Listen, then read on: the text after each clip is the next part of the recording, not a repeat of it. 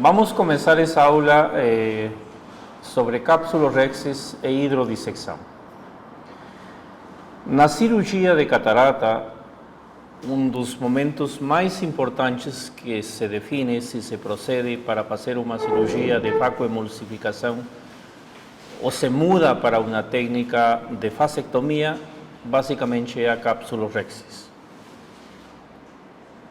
A cápsulorhexis tem que estar bem feita e é o procedimento talvez mais difícil de atingir quando o residente está no período inicial do aprendizado. Tem muitos detalhes que se tem que ter em conta para ter ou para fazer uma cápsulorhexis que seja aceitável no começo e depois completamente adequada para a cirurgia. Eu vou tentar fazer uma aula muito prática para vocês hoje. Se vocês quiserem perguntar, podem interromper em qualquer momento, tá? Tudo tem um momento na vida, né? O residente se prepara progressivamente para provavelmente assumir uma das cirurgias mais desejadas durante a residência, a cirurgia de catarata. A emoção, às vezes a emoção ganha o espaço e os residentes, quando estão na frente do paciente, olham só se tem catarata, não olham outras patologias durante o terceiro ano, né? E aí, às vezes, que está o errado.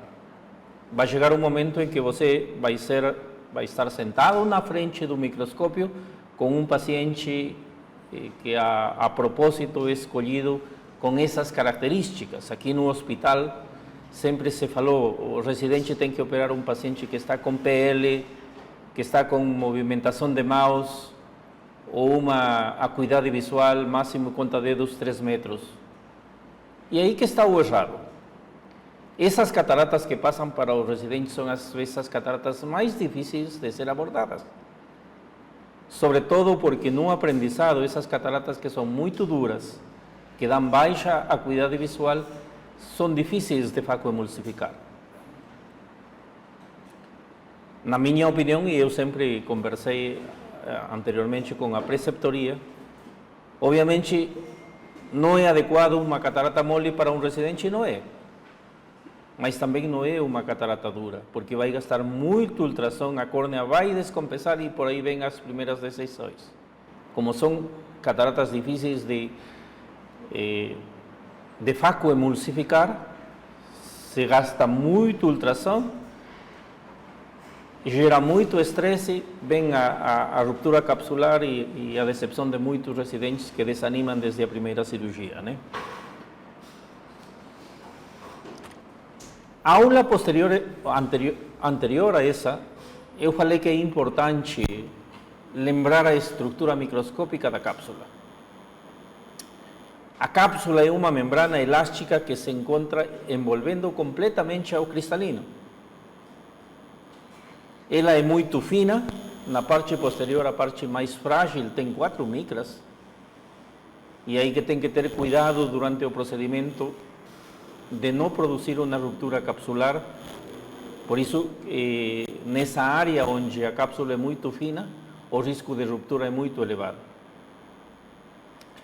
A cápsula é uma membrana semipermeável à água e aos eletrolitos. A composição química em relação ao colágeno, o mais abundante é o de tipo 4 e 5, e também tem glicosaminoglicanas, fibronectina, proteinglicana e laminina como componentes da cápsula, né?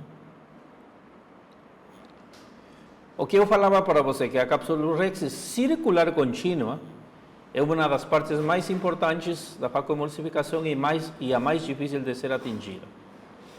Que fatores que se tem que ter em conta? Quais que influenciam para conseguir uma boa cápsulorhexis? Primeira coisa, tamanho pupilar. Se a pupila não está bem dilatada, é difícil que se possa conseguir uma adequada cápsulorhexis no começo. Tem pupilas que não dilatam facilmente, né? E esses pacientes com pupila pequena obviamente, não são pacientes adequados para um residente. A exposição do olho. Tem olhos que são muito fundos na órbita. E às vezes eu brinco, esses olhos são os mais difíceis de fazer uma facoemulsificação. Você como que precisa uma escada para descer no fundo da órbita, ir com o chopper, ter acesso com a ponteira do facoemulsificador é muito difícil em alguns pacientes. Esses pacientes, obviamente, vocês olhem, e se vocês não estão em condições de fazer essa cirurgia, passem para quem sabe. Aqueles olhos que são muito expostos, aqueles que têm certo grau de proptosis, eles ficam muito para fora. Também são difíceis de fazer uma cirurgia. Tem que olhar se seu paciente tem um reflexo vermelho ou não. Cataratas duras, cataratas brancas. O reflexo é quase invisível. E o reflexo vermelho, grande parte depende do posicionamento do olho e da cabeça em relação à luz.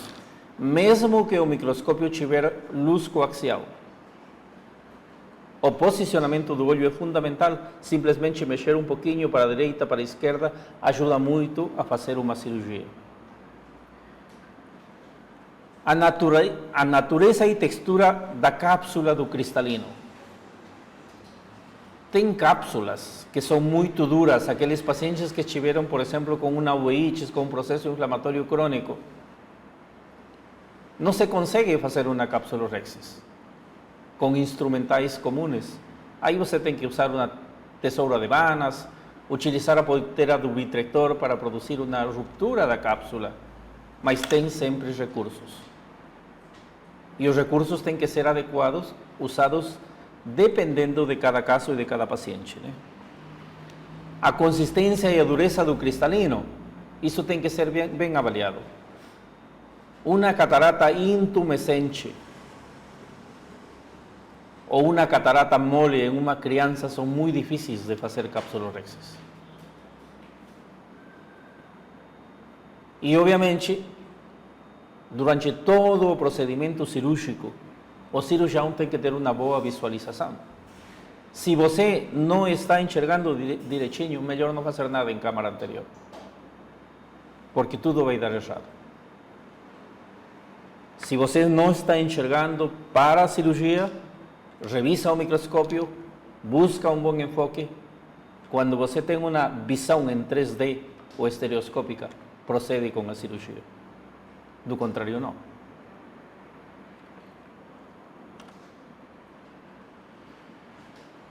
Quando se faz uma cápsulorexis, é importante manter minimamente esses três objetivos na nossa cabeça. O objetivo da cápsulorexis é criar uma abertura de tamanho adequado para ter acesso ao cristalino durante a cirurgia. No começo, às vezes, a ansiedade ganha e a gente consegue fazer uma microcápsulorexis. Mas já é uma experiência. Você fez uma cápsulorexis pequena, tem que aumentar de tamanho. Tem recursos para isso. Também uma cápsulorexis muito grande não é a mais adequada.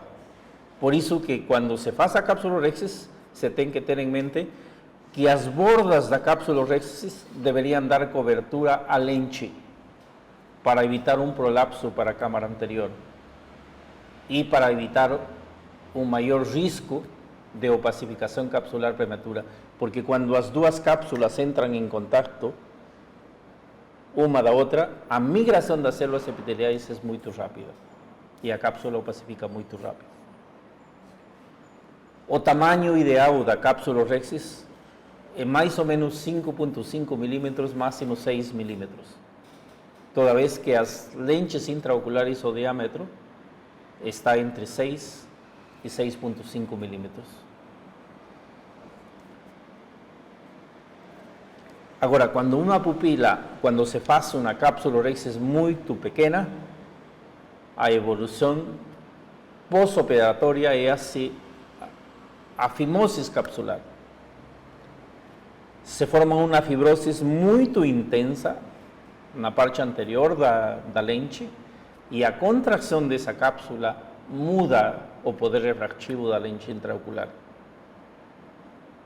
Essa contração com esses fibrocitos que se formam aí na cápsula, se o paciente, por exemplo, durante a cirurgia teve uma ruptura capsular posterior, no transcurso do tempo, essa contração contínua pode levar até a luxação da lente à câmara posterior.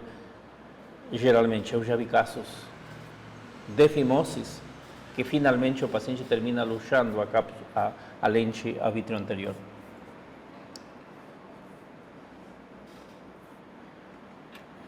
As cataratas muito moles, sobretudo em crianças, e as muito maduras, lembrem que acrescentam o risco dos desgarros radiais. E aí o residente fala, a minha cápsula Rexis correu para a periferia. E aí o que fazer? Tem que resolver, né? Uma das coisas mais importantes em cápsula Rexis, e isso aprendi no transcurso do tempo, e as muitas cirurgias permitem ganhar muita experiência, é manter a câmara anterior pressurizada. De aí que sua paracentesis tem que ser ideal, tem que ser uma paracentesis autoselante.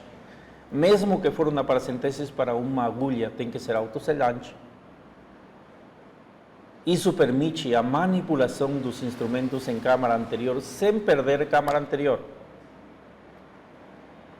Lembrem que se a pressão vítrea é maior do que a câmara anterior, a força da pressão vítrea se transmite ao cristalino e aumenta a curvatura anterior do cristalino. Isso é um grande risco para a Rexis correr para a periferia. Se você perdeu câmara, você tem que imediatamente reformar a câmara com um viscoelástico.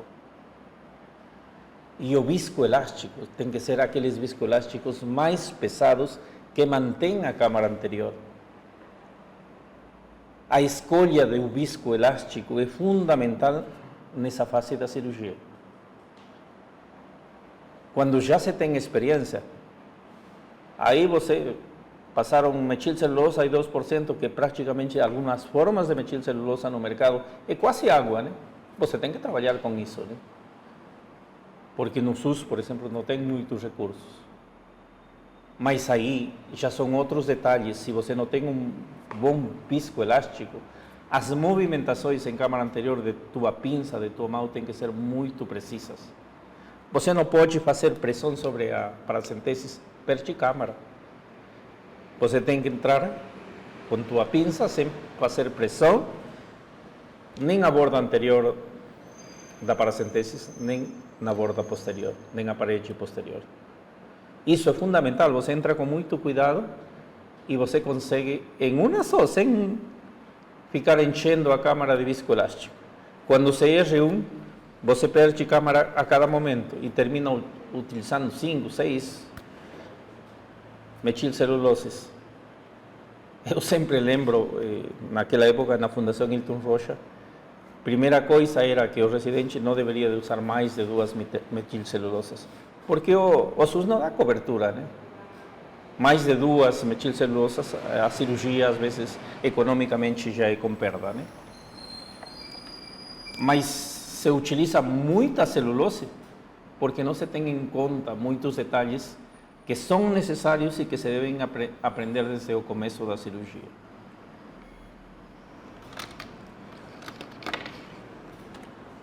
Vamos lá. Que instrumentos nós temos até o momento para fazer capsulorexis? Esse é xistíssimo. É tão barato, simplesmente uma agulha, pode ser uma agulha 27, e mais adequada ainda é uma agulha número 30 que se utiliza para as intravítreas, que é muito fina. E quando você entra pela tua paracentesis, você não perde espaço aí, não perde câmara.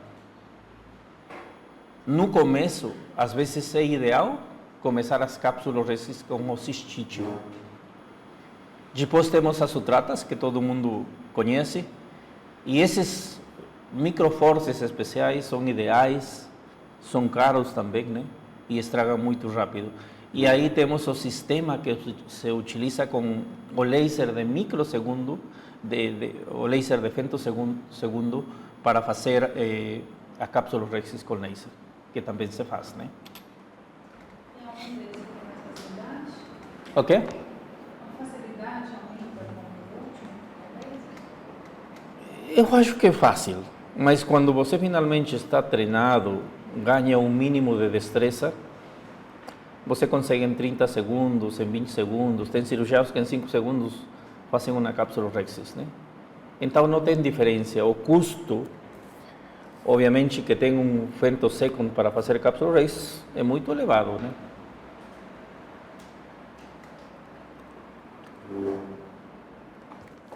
Como fazer uma cápsula Rexis?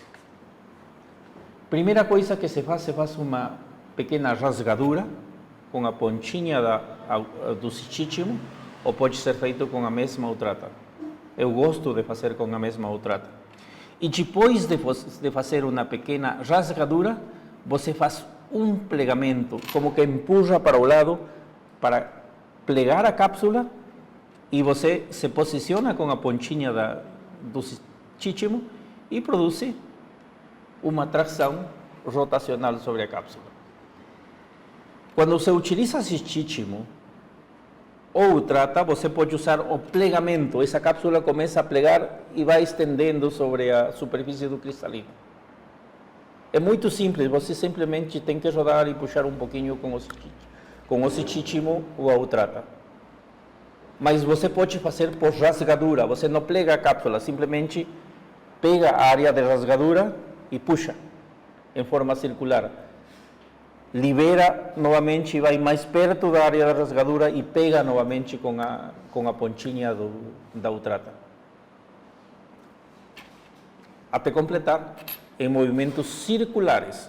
Quando a cápsula Rexis está indo em forma circular, simplesmente continuar. Mas se vocês têm evidência de rasgadura, imediatamente o que tem que fazer? Parar, tirar o cistítico, a utrata com muito cuidado, sem perder mais câmara, e imediatamente encher a câmara anterior com viscoelástico.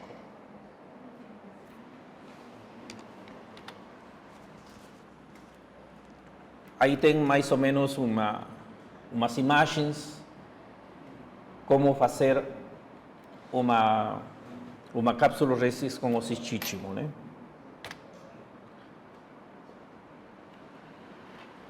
Aí tem cirurgiões que gostam de utilizar um cistítico só para produzir uma rasgadura e depois utilizam uma utrata para continuar com a cápsula Rexis. Eu consigo fazer a cápsula Rexis somente com a utrata. A utrata tem uma pontinha que você pode usar como se for a pontinha de uma agulha para conseguir isso. Essa questão do diâmetro. Do diâmetro? Porque a Carol falou que quando vai fazer uma pele, você precisa de um diâmetro um pouco maior do que quando você vai fazer uma faca. O diâmetro não pode ser muito pequeno na PEC, porque senão você não vai conseguir puxar, né? Olha, a vantagem de fazer uma cápsula Rexis maior para a FEC é que você pode luxar a catarata rapidamente somente com a hidrodissecção. Tá? Com uma cápsula Rexis que é um pouco menor, de 6 a 7 milímetros, não é muito simples luxar um cristalino, sobretudo uma catarata que é muito grande, em cataratas avançadas que se faz FEC. Aí é mais difícil. Por isso que é recomendável fazer uma cápsula Rexis maior quando se faz uma FEC. Mas eu te falo, depois que você ganha experiência, não precisa mesmo para a FEC fazer uma cápsula Rexis maior. Eu gosto, por exemplo, com o ganchinho do faco, vou embaixo da cápsula Rexis, horizontalizando o shopper, depois verticalizo, pego a borda do cristalino e puxo e levo na frente. você consegue tirar uma catarata grande por 6 milímetros, por 7 milímetros. Tá? Mas no começo eu tenho essa certeza que uma cápsula Rexis maior ajuda muito a fazer uma FEC. Inclusive, quando eu opero no SUS, por exemplo, eu gosto de fazer uma cápsula Rexis maior. Porque com a hidrodissecção, como vamos olhar mais para frente, eu já consigo luxar um pouquinho a borda do núcleo e vou com o chopper quebro. É muito simples isso. Tá? Depois vocês vão ver vídeos sobre isso. Tá? Eu escolhi alguns vídeos para orientar sobre isso. Olha, como evitar complicações? Paracenteses tem que ser autoselante. Se a paracentesis foi feita em um lugar inadequado, você pode fazer outra. Não tem problema fazer mais uma paracentesis. Se a paracentesis foi muito grande, você está perdendo muita câmara, pode suturar e fazer outra. Se a paracentesis é muito pequena, que dificulta a entrada do instrumental em câmara anterior, você pode ampliar ou fazer outra. Viscoelástico adequado. Tem diversos tipos de viscoelástico. Um grupo que é coesivo e outro grupo de viscoelásticos que são os dispersivos. Os dispersivos geralmente são com moléculas mais pequenas, que eles têm uma boa aderência às estruturas intraoculares e dão uma melhor proteção. Os viscoelásticos dispersivos são usados para uma maior proteção do endotélio. E aqueles viscoelásticos coesivos que têm grandes moléculas, eles formam um efeito de massa. Temos desses viscoelásticos metilcelulose a 4%, Hilon 5 ou Hilon 5 como os mais importantes. Eles servem para essa fase, cápsula Rexis, mantém uma câmara muito estável. Você entra, mexe aonde você quiser e consegue fazer uma cápsula Rexis com muita facilidade. Aqueles viscoelásticos que são dispersivos, você perde câmara muito rápido. Então, ideal nessa fase, por exemplo, é escolher metilcelulose 4%, que é muito barata, mas todos esses viscoelásticos que são coesivos dão muito risco de fazer crises hipertensivas. No pós-operatório se ficaram restos em câmara anterior. Você, depois que usa esses viscoelásticos, tem que fazer uma boa lavagem de câmara anterior. Eu já tive pacientes 30 dias com 40, 45 de pressão, não controla com nada. E a gente termina fazendo uma cirurgia antiglaucomatosa. Eu uso muito esses viscoelásticos, mas finalmente tenho muito cuidado de retirar completamente depois de terminada a cirurgia.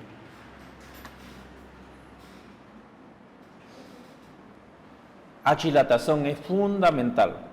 Se você tem uma pupila pequena, tem que saber como conduzir uma pupila pequena.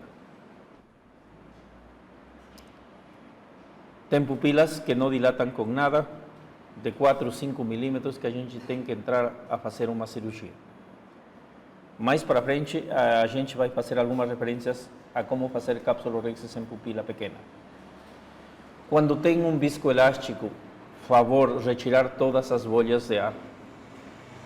Isso você tem que aprender, é um detalhe importante, porque as bolhas de ar não dão uma boa visibilidade em câmara anterior. E as cirurgias às vezes complicam só por isso, por presença de bolhas de ar importantes no viscoelástico. O balance da pressão que eu falei para vocês. Você tem casos que a pressão vítrea é tão grande e a câmara tão estreita em alguns pacientes que têm cataratas avançadas, que você deixa o viscoelástico, tirou a cânula, o viscoelástico ele foge pela paracentese pela pressão vítrea elevada e a pressão intralenticular. O que fazer nesses casos? Minha técnica, quando já estou vendo que é muito difícil, eu vou pela paracentese, faço uma paracentese por parasplana, tiro 0,2 de vítreo, 0,2 centímetros, sim, 0,2 centímetros, seria milímetros, 0,2 milímetros, e a câmara anterior, a pressão diminui muito, o cristalino vai para trás, aplica viscoelástico, passa rexes e começa a fazer cirurgia sem maiores problemas. Às vezes tem pacientes que é o único recurso que a gente tem em centro cirúrgico. Mas esse é o último recurso que a gente utiliza quando já começou uma cirurgia e você não tem jeito de parar tua cirurgia. Nesses pacientes, quando você vê que tem uma pressão vítrea, presume desde o começo, por exemplo, um cristalino intumescente, você já bota manitol antes da cirurgia, 1 hora antes da cirurgia. Isso ajuda, desidrata o vítreo e facilita a capsulorhexis. A boa visualização, já falei, em relação ao microscópio. Rotinariamente, eu estou usando azul de Trypan quase para todos os pacientes, para poder ter uma boa visualização, não somente para capsulorhexis, para ver nitidamente as bordas nas etapas seguintes da cirurgia. Eu uso muito a técnica de Phaco-Shop para fragmentar o núcleo. E tem cataratas que não permitem visualizar a cápsula se a cápsula não está corada. Se você não visualiza a cápsula, tem muito risco de ir acima da cápsula com o chopper e rasgar a cápsula. E a cirurgia complica tudo. Por isso, rotinariamente, eu estou usando o azul de Trypan quase em todos os pacientes. Pode ser usada também o verde de indocianina, cora bem a cápsula, tá? Mas não é usado muito, o mais usado é o azul de Trypan. Controle da motilidade do olho. Quando você tem experiência, você pode fazer uma tópica. E quando você faz tópica, a gente sabe que o paciente fica, em algum momento da cirurgia, muito nervoso e a movimentação do olho é assim. É quase costumar a fazer uma capsulorhexis quando um paciente tem nistagmus. Tem pacientes que têm nistagmus, que têm catarata, você bloqueia e o olho continua assim. E você tem que saber fazer uma capsulorhexis nesses pacientes. Fixar o olho com a mão esquerda ao nível do limbo, com uma pinça ponto 12, ajuda muito. Mas você não tem que transmitir força durante a capsulorhexis nesse olho aí. Porque se transmite força, muda a dinâmica de pressão em câmara anterior e a capsulorhexis complica só com isso. Então, um bom bloqueio é fundamental. E quando se faz com tópica, a gente tem que ir falando com o paciente para ele ficar calmo nesse momento, porque se o paciente mexe, a cirurgia involuntariamente pode complicar.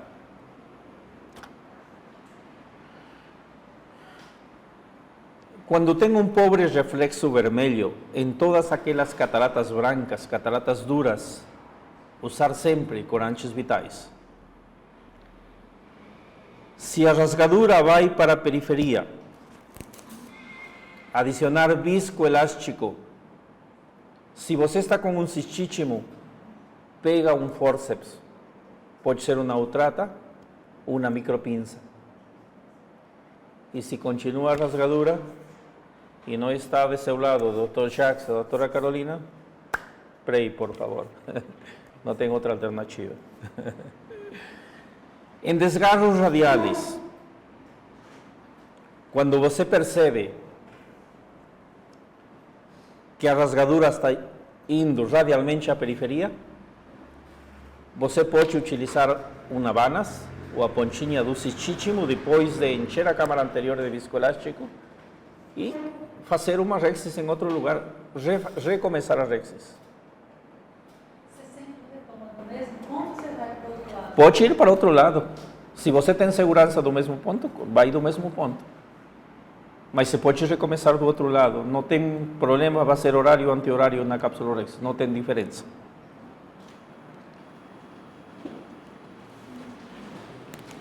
Se você não consegue finalmente resgatar essa rasgadura radial, você pode fazer essa capsulotomia em abrelatas, que normalmente se faz ou se fazia capsulorhexis em abrelatas para as feques. E obviamente, se a capsulorhexis em abrelatas não é perfeita, é melhor convertir a feque. Uma capsulorhexis em abrelatas bem feita permite fazer uma faco.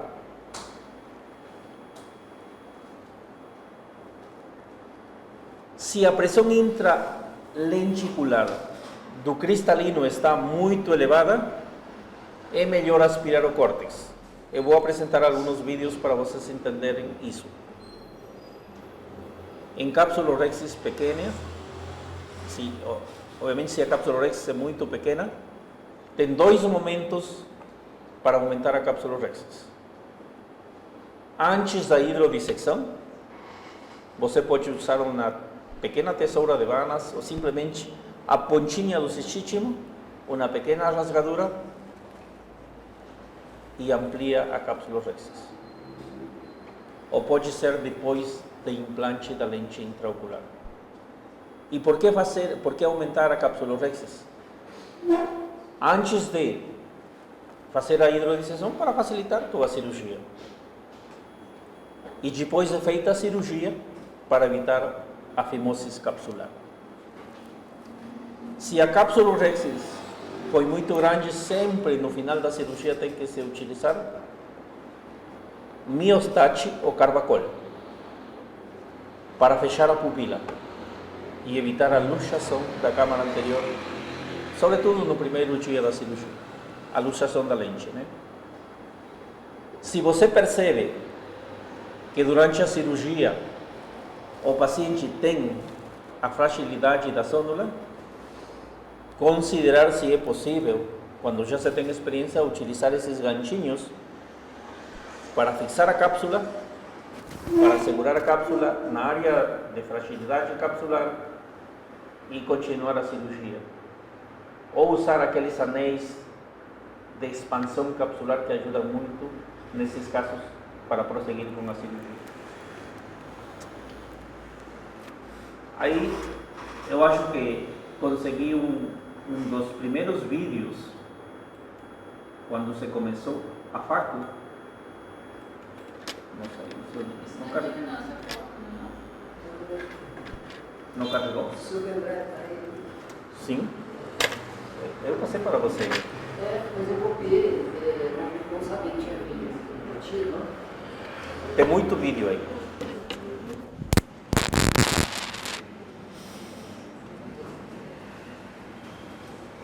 Você conectou?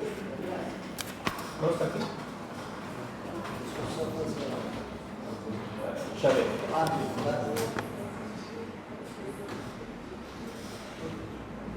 Então, isso eu acho que faz parte da história da facomulsificação. Olha aí, faço uma capsulorhexis em abrelatas com esse instrumento, não sei qual que é o nome. Mas como é uma catarata intumescente, ele faz só no centro. Faz uma capsulorhexis, uma capsulotomia em abrelatas pequena e depois vai ampliando.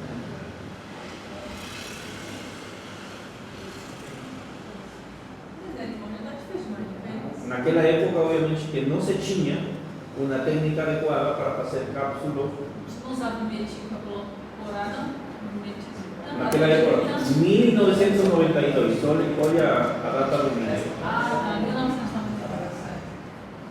não tinha provavelmente disponível Tripam Blue naquela época.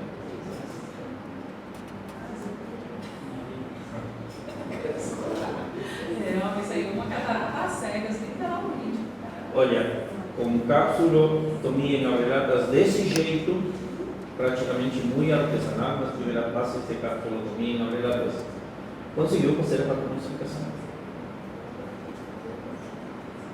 E daí ele vai aplicar viscoelástico. Na parte inferior ainda tem muito cortes e ele vai prosseguir com a outra, já tinha naquela época outra, a ampliar a cápsula Rexis. Ele está ampliando a cápsula Rexis antes de implantar a lente. É mais fácil quando a lente está implantada, né?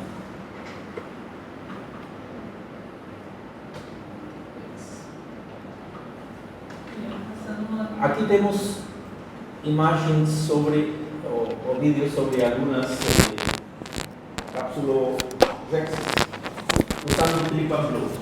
Sempre se bota uma bolha de ar e embaixo se adiciona o Tripam Blue.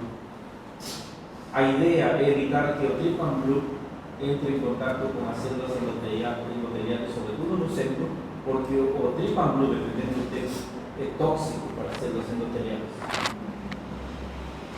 Não deixar mais de 15 segundos o Tripam Blue em cada bolha. Mas joga o soro lavando e vai aspirando. Essas são paracenteses autoselantes.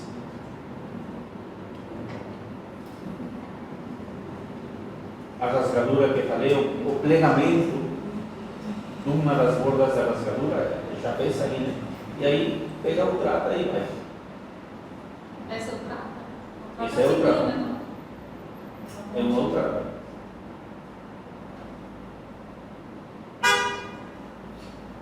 Muito rápido e muito simples. Mas esse cirurgião já deve ter operado umas 15.000 cirurgias. Aí se faz muito rápido.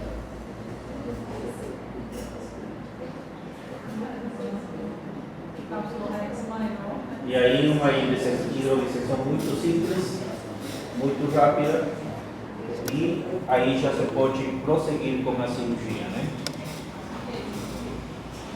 Aquela cápsula Rexis ali, ela tomou uma ampliada, não foi? Deve ter dado uns 10 minutos ali.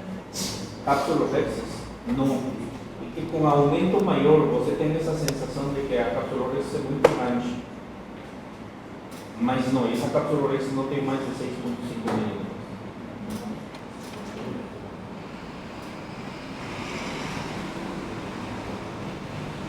Aí como fazer um cistíssimo?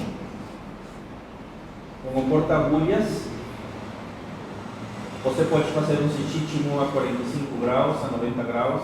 É mais simples fazer a 45 graus a inclinação da pontinha da agulha.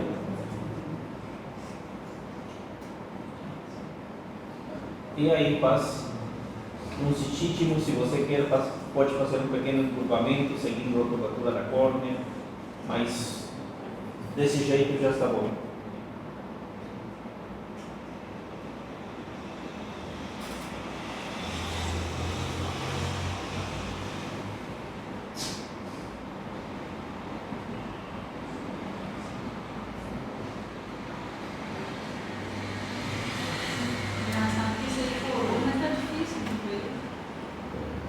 É que nesse vídeo eles curaram muito pouco a cápsula. Não precisa curar muito, porque se você deixa muito tempo, o Tripam Blue é tóxico para as células endoteliais, você vai ter edema. Aí essa cápsula está melhor curada, né? Tá, melhor assim. E olhem o tempo que se toma para fazer uma cápsula Rexis. Não toma muito tempo quando já se tem experiência.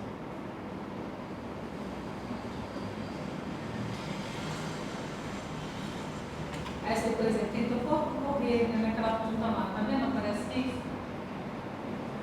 Aí ele voltou puxando mais para o centro, para ela não correr tanto. Deu para continuar no mesmo sentido, né? Isso, ele está fazendo aí plegamento. Quando se faz plegamento, a cápsula Rexis é mais simples. tomara que tenía por rasgadura. Son siempre, como son con sus chíchimos, ahí por ejemplo todo con sus chíchimos. No estamos usando trato. Bem, assim ficou bem perfeito.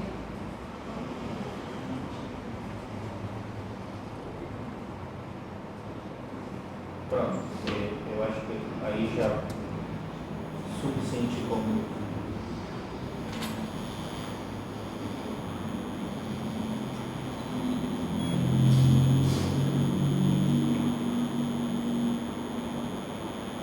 São mais capturas, eu acho que aí não tem muita coisa para vocês olharem.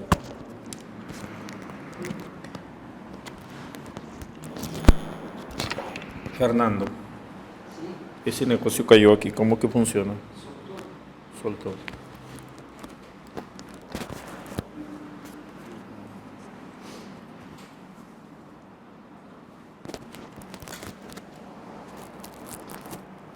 Obrigado.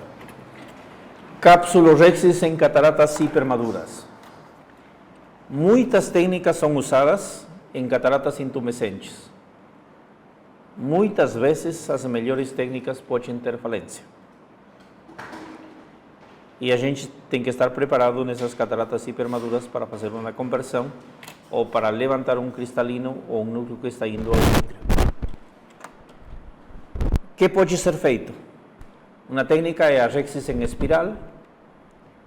Pode-se fazer uma capsulotomia em abrelatas. Pode-se fazer rhexis em 2 estágios. Primeiro uma capsulorhexis pequena, se aspira o córtex e depois se amplia a capsulorhexis. Direto com a ponteira do faco, fazem um pequeno buraco e aspiram o córtex. Aspirou o córtex, resolveu o problema de pressão intralenticular elevada. Lembrem que adicionalmente a pressão vítrea e a pressão em câmara anterior que já tem falado, tem 3 forças fundamentais que vão atuar sobre a cápsula. A força de tensão sonular. A sônula fica tensa na periferia e faz tração sobre a cápsula. Quando o músculo ciliar está relaxado, a cápsula fica mais, a sônula fica mais laxa e a curvatura do cristalino aumenta.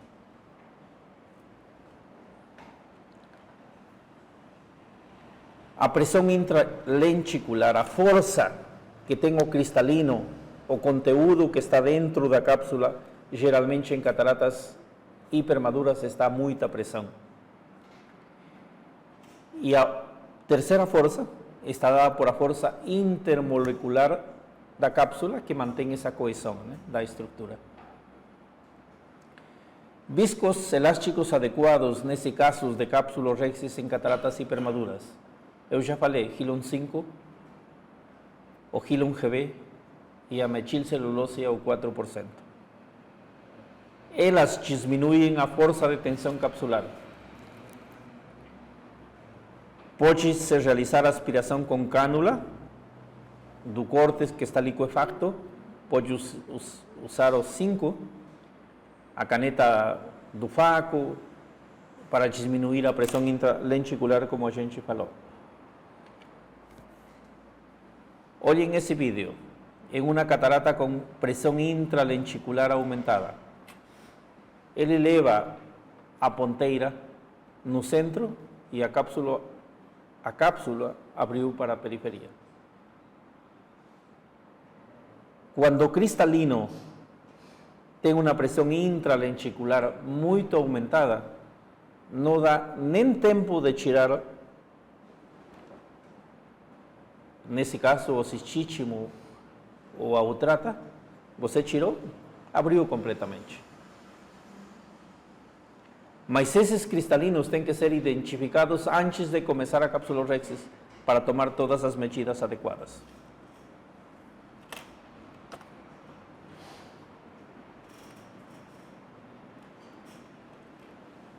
Algumas das técnicas em Olha a bolha de ar. Aí a gente sabe que esse cristalino está a muita pressão. Conseguiu aplicar o Trypan Blue? O que está fazendo? Ele está fazendo... Ok. Ele está fazendo uma capsulotomia em abrelatas na área central, pequena. Quando se faz múltiplos pontos de rasgadura no centro da cápsula, normalmente diminui muito a tensão e não vai para a periferia. Mas nesses casos o viscoelástico tem que estar enchendo completamente a câmara anterior com uma pressão em câmara anterior, se possível, maior que a pressão vítrea, para poder conseguir uma boa capsulorhexis ou capsulotomia.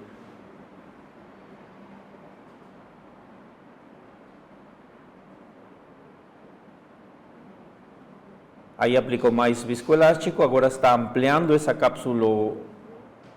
capsulotomia em abrelatas, está fazendo um pouco maior. Aí descreve 2 milímetros de capsulotomia em abrelatas.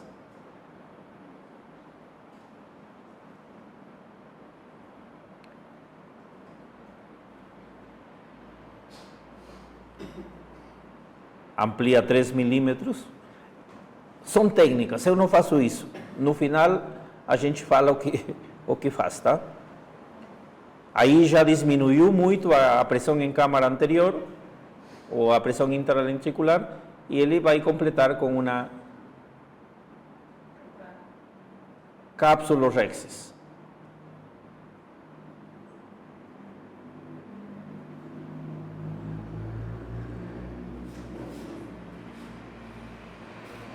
Ainda não conseguiu, vamos ver o que ele vai fazer.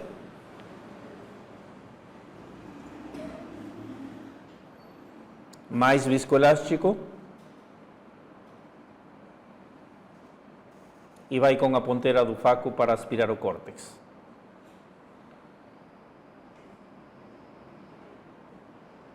Não falei das técnicas de dividir, quer dividir, como está? Não? Não, está respirando, não. Tá não? Usar nessa fase a ponteira do faco é até muito agressivo, né? Essa aspiração poderia fazer com uma cânula, é só diminuir um pouquinho a pressão intralentricular. Agora vai botar viscoelástico e vai completar a capsulorhexis em forma simples, tá? Aí vamos para o próximo vídeo.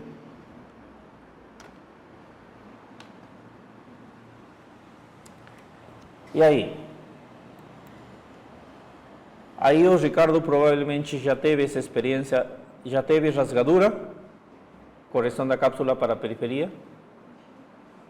Então, primeira coisa, você viu que a rasgadura da cápsula está indo para a periferia, você para.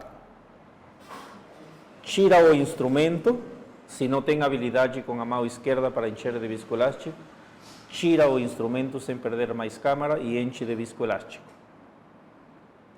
Se tua câmara ainda está com um viscoelástico adequado, você leva a tração de rasgadura a 90 graus minimamente. Eu gosto de fazer uma tração entre 120 e 150 graus. Dá mais segurança de resgatar uma cápsula que está indo para a periferia. Deixa eu repetir aqui esse vídeo para vocês olharem o que o cirurgião faz.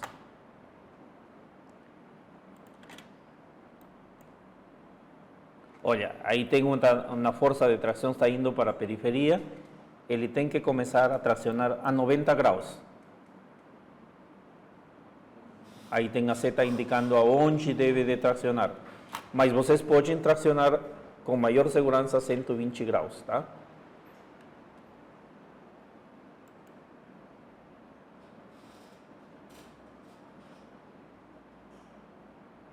Aí temos olha o viscoelástico, o que faz sobre a cápsula, como se aplana a região central. Não sei se vocês conseguem olhar aí.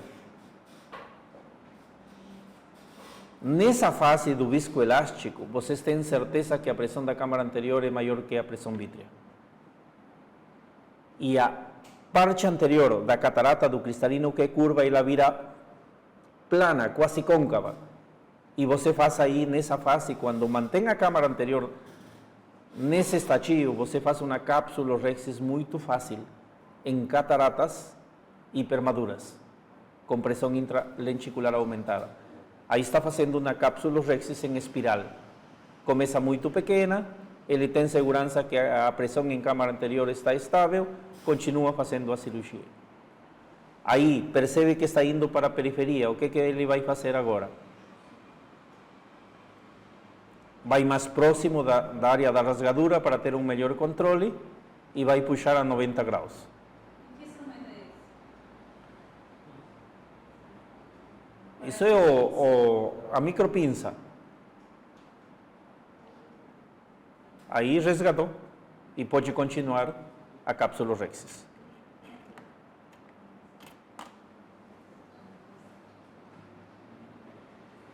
Essa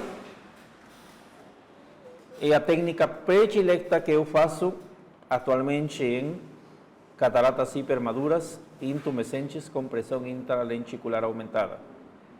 Viscoelástico coesivo, a pressão em câmara anterior tem que ser o suficiente para planar.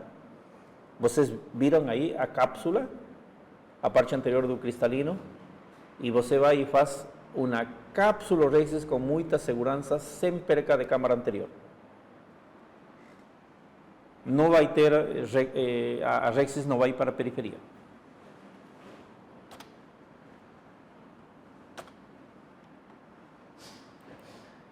Aqui o que tem? Já aprendeu a reconhecer.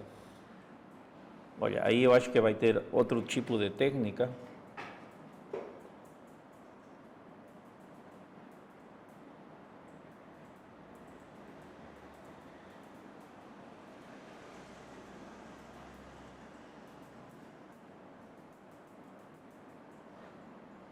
Ele fez uma cápsulorhexis pequena.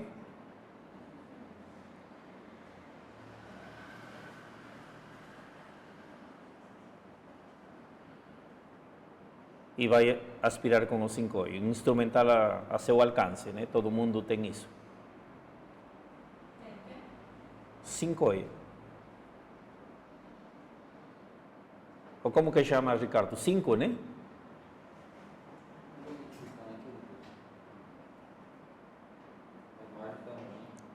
É aspiração manual.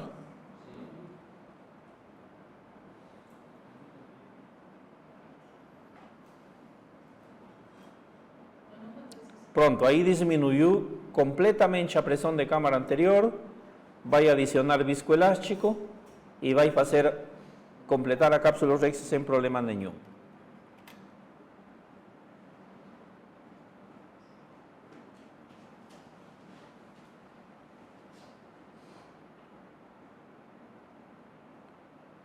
Provavelmente vai usar uma pequena tesoura de vanas aí para produzir um pequeno corte.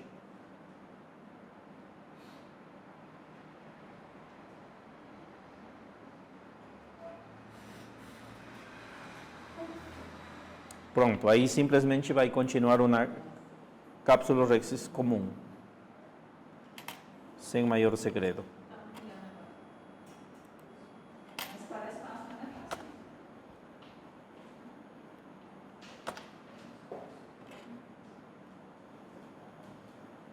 Isso é muito semelhante, vamos passar esse vídeo, eu acho que já... Aqui. Olhem essa cápsulorhexis. Cápsula fibrótica.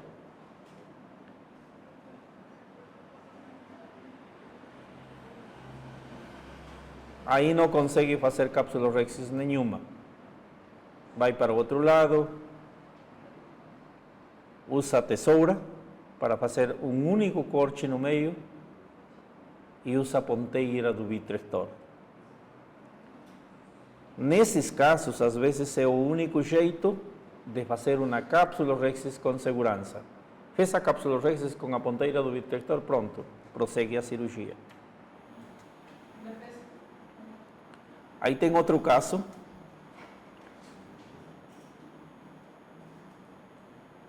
A fibrose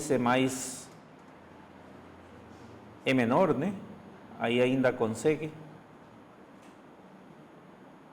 Olhem esse vídeo até o final para ver como se combinam as técnicas cirúrgicas em casos assim. Aí consegue nessa área fazer cápsula Rexis e aí vem o problema. Não consegue. Cápsula dura.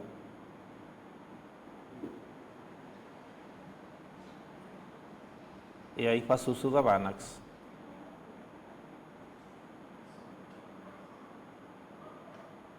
Mas essa não é uma Vanax comum, porque uma Vanax comum você não consegue, às vezes, ter acesso a essa área da cirurgia. Aí continua a cápsula Rexis.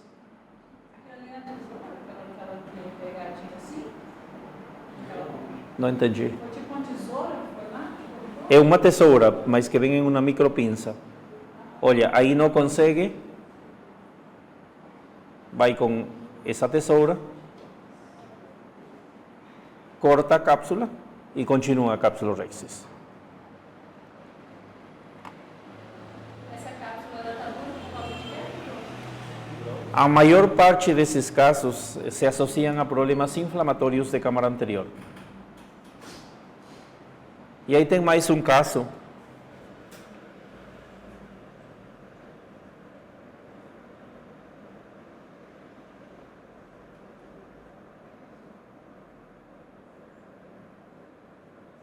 Aí que está a parte difícil, né?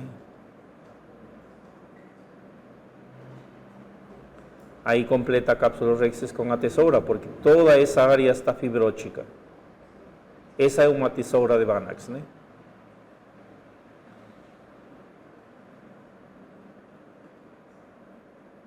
Completou com a ponteira do vitrector, né?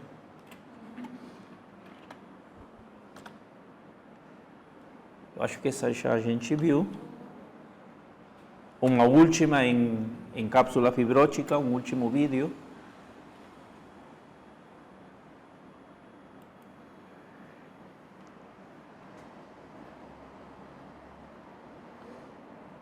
Com o cistíssimo, provavelmente não consiga nada. Tesoura.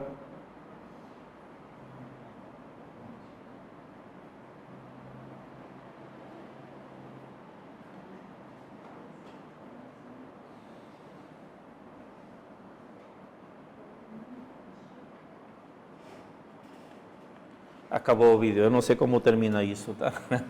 Porque é a parte mais difícil. Parece que correu para lá. Não correu.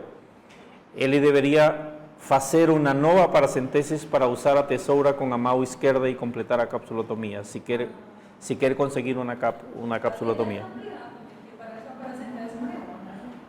Não, é uma incisão de 2,75, que são as incisões como dá para manipular os instrumentos assim. Cápsula Rexis em pupila pequena. Primeira coisa, são poucas as pupilas que realmente são pequenas. A maioria delas são por pobre dilatação.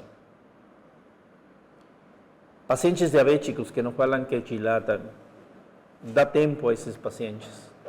Na sala de espera, pinga fenilefrina, pinga midracil, combina os colírios, dá tempo.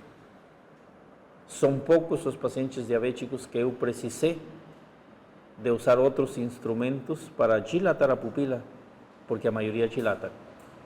E obviamente eu faço uma cirurgia com a cápsula Rexis, assim eu já faço uma cirurgia. O instrumental que a gente usa, às vezes é para se ajudar a desplaçar a pupila para olhar para fazer a cirurgia. Se não dilatou com os colírios, tenta usar adrenalina antes de começar a cirurgia.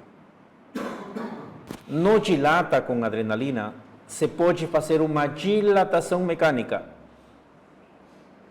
Se utiliza dois instrumentos, vocês vão ver. Se dilata mecanicamente a pupila. Se espera mínimo 5 segundos entre cada estresse que faz sobre a íris. E você consegue dilatar. Tem dilatadores especiais para a pupila, mas que são caros, que às vezes a gente não usa.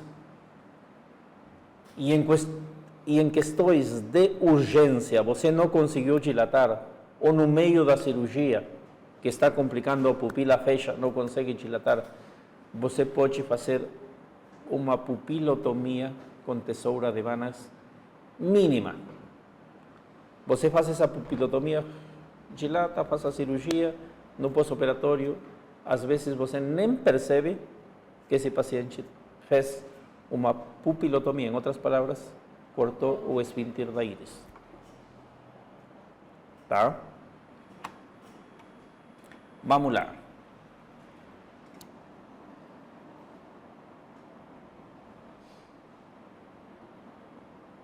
Ele vai fazer uma cápsula Rexis praticamente a cegas.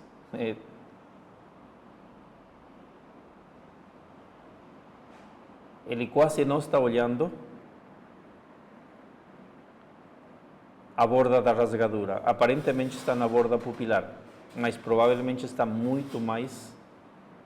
Essas cápsulas Rexis se fazem de memória, mas tem que ter muita segurança do que você está fazendo, porque se correu para a periferia, aí já era. Aí tem que convertir a cirurgia. Você muda a lente para também? Pode mudar. Olha, se você tem cápsula posterior íntegra e não tem uma lente de 3 peças, você pode botar a lente de uma peça só.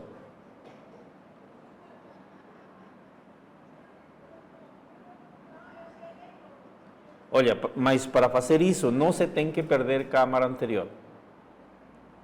Esse é o segredo. Porque se você perde câmara anterior, aí não tem jeito. Pronto, essa é uma cápsula Rexis, não é uma pupila tão pequena, mas que se faz e daí para frente a cirurgia não deve ser já muito complicada, né?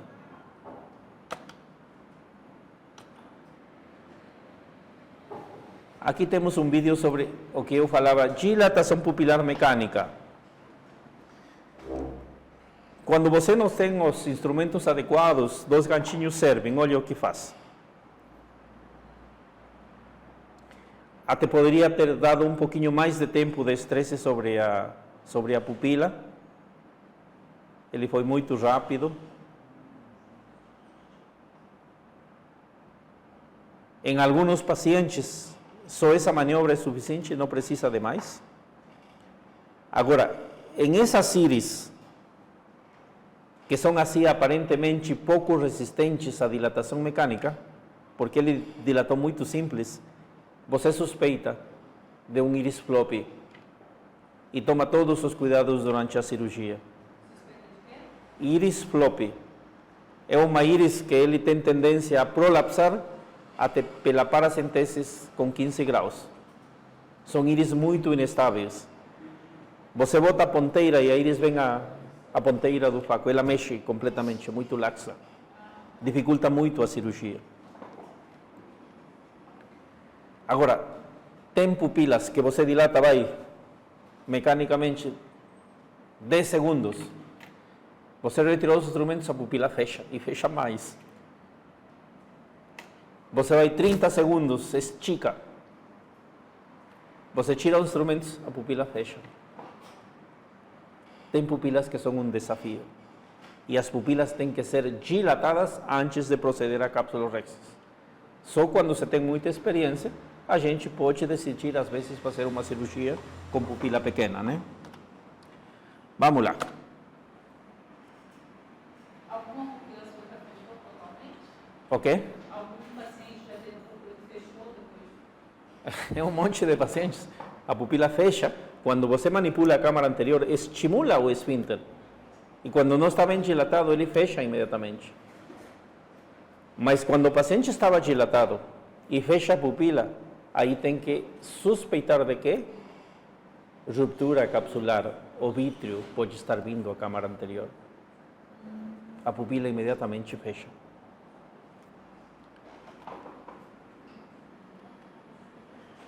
Vamos ver o que tem aqui. Rapidamente. Fazer uma cápsulorhexis com vento seco toma tempo. Você tem que levar o instrumento, fazer uma pressão adequada, depois programa. Agora, quando está programado, são 15, 20 segundos para fazer uma cápsulorhexis. Mas tem cirurgiões que fazem em 5 segundos uma cápsulorhexis. Por isso que eu falei no começo, que quando já se tem a destreza, em teoria não precisa de vento seco para poder fazer uma cápsulorhexis. Uma cápsulorhexis aí é muito rápida, né?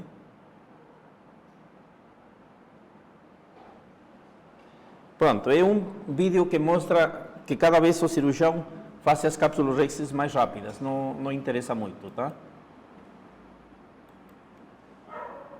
Não mostra como fez. Vamos para o próximo. Hidrodissecção. Você fez uma cápsulorhexis adequada. A seguinte etapa da cirurgia é liberar o núcleo de sua aderência à cápsula. E para isso se faz esse procedimento que se chama hidrodissecção. É como uma onda de soro ou de líquido que você passa entre o córtex e a cápsula. E tem que passar em 360 graus. Para começar uma hidrodissecção, você tem que conferir que a cápsulorhexis é completa e de tamanho adequado. Porque se teve uma área de rasgadura e a cápsulorhexis não é completa, com a hidrodissecção, se você não faz uma hidrodissecção no lugar adequado, você pode luxar o cristalino ou vítreo. Para começar a fazer uma hidrodissecção, aqui já é diferente, você tem que diminuir a pressão de câmara anterior. Tem que remover parte do viscoelástico. Eu levo a cânula sobre a borda posterior da paracentesis e o viscoelástico flui um pouco, pronto, diminui a câmara anterior. Isso facilita muito a hidrodissecção. Usar seringa de 1 ou 2 mililitros com uma cânula de 26 gauge. Provavelmente Ricardo já viu aos cirurgiões, ao Jacques. Se você viu ao Wagner, ele usava a mesma seringa de 10 para fazer hidrodissecção. Mas é experiência, você nem toca o êmbolo, já fez a hidrodissecção. Quando se começa uma cirurgia, quando se está em aprendizado, usa uma seringa de 1 ml. Se você usa de 10, você vai fazer em algum momento muita força e produzir o síndrome que vamos ver posteriormente com uma ruptura capsular simplesmente por isso. Olha,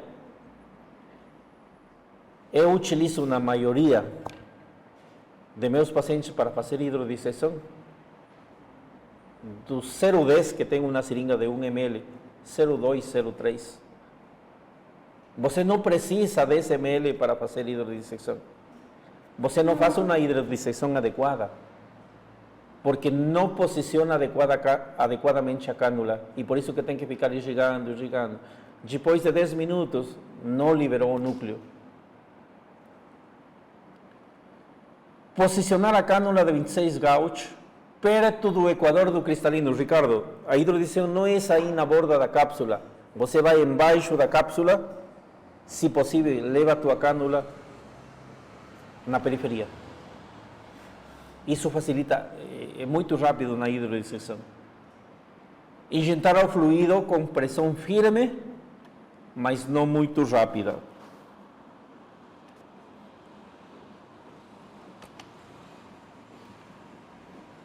E são fotos que mostram em etapas como a onda de hidrodissecção vai desde o centro até a periferia. Eu acho que é melhor vocês vão ver no vídeo.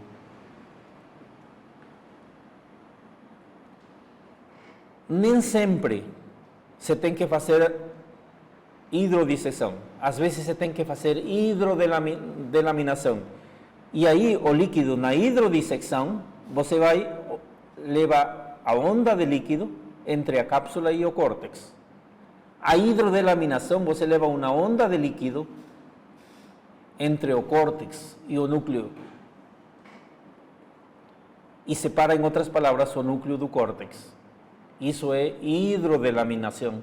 Se utiliza muito em cataratas polares, que tem muito risco de ter ruptura capsular com uma hidrodelaminação. Complicações. É possível o desgarro radial com a hidrodissecção? É possível. Esse síndrome de bloqueio capsular que acontece quando a cápsula rexis contínua é pequena, quando o núcleo é duro e grande e quando a infiltração é muito rápida. Você leva uma onda de líquido em maior quantidade, o cristalino vem para frente, fecha a cápsula rexis e o líquido fica na parte posterior. Se você insiste, rasga a cápsula posterior e o núcleo cai na hora. Agora, se é muito tarde, aqui fala do not screen. Stay calm and call ao Dr. Jacques. Pois se você não percebeu isso, rompeu a cápsula, o núcleo foi atrás, pronto. Não insiste, não faz nada. Não conseguiu a onda de fluido, o núcleo não roda. O que eu te falava, posicionamento da cânula. Tem que ser na periferia, insistir. Tem prolapso da íris. A íris começa a prolapsar em íris floppy. O que fazer? Com certeza, quando prolapsa nessa fase, a paracentesis não é adequada. Fecha e faz uma paracentesis autoselante. Ok? Fechar a paracentesis quando está prolapsando muito a íris. A paracentesis com certeza não é autoselante. E se tem prolapso do núcleo, você faz uma pequena onda, ou com muita força o núcleo vem para a câmara anterior. Eu fico feliz quando isso acontece, porque para mim a cirurgia é mais fácil. Mas quando você está começando, você tem que levar o núcleo ao saco para poder fazer os sulcos. Quando luxa um pouquinho para mim, eu vou empalo com o chopper, quebro. É muito simples.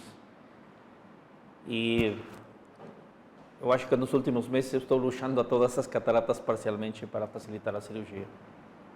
Só com uma pequena onda de fluido.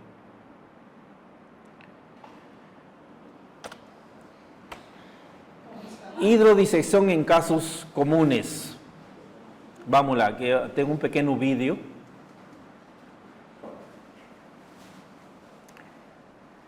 Olha, Ricardo, aí o posicionamento da cânula. Ele foi na periferia.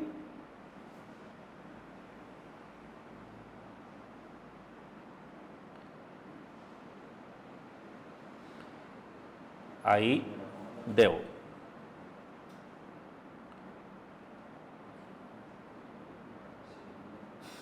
Aí foi a onda, completou, pronto. Nem precisa rodar quando você viu isso.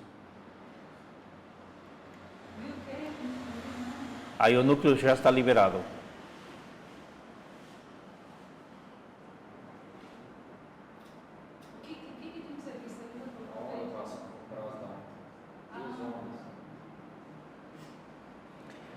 Deixa eu ver o que mais tem aqui.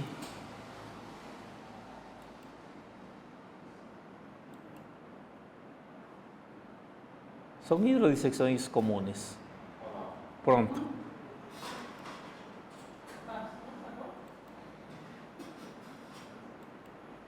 Vamos, aí não vão Vocês olham com tranquilidade isso já?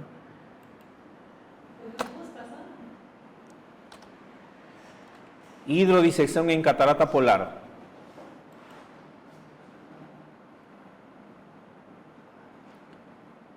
Eu acho que esse vídeo vamos ver todo para vocês.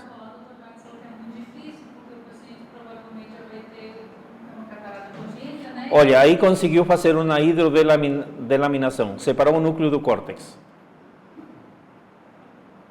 Ele, por segurança, tira o núcleo e agora faz uma hidrodelaminação mais cuidadosa, porque nessa fase também pode ter ruptura capsular. Tem muita fibrose, né? A gente não sabe quanta aderência vai ter essa catarata à cápsula, tá?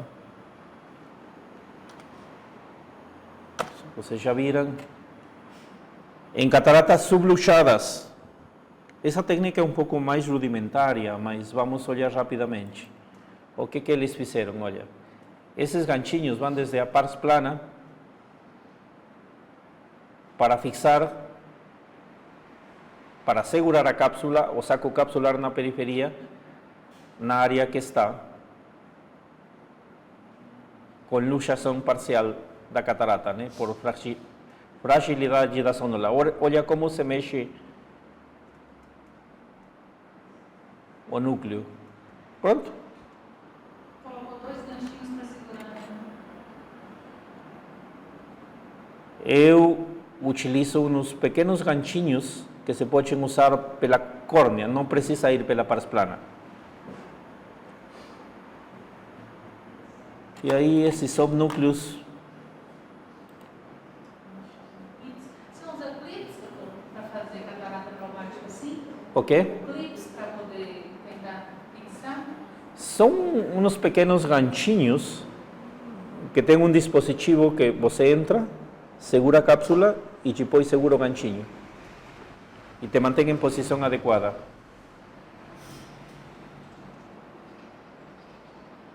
Olha, aí ele já é mais agressivo, luxou completamente a câmara anterior. Cataratas moles, é difícil conseguir uma fratura quando não se tem experiência. E ele finalmente, você vai e faz vácuo, faz uma panela. A técnica favorita de alguns cirurgiões é luxar a câmara anterior e emulsificar em câmara anterior. Mas minimamente esse procedimento tem que ser no nível da pupila. Porque se você emulsifica em câmara anterior, vai produzir um edema tremendo no pós-operatório. Esse é muito semelhante. Obrigado. Alguma pergunta?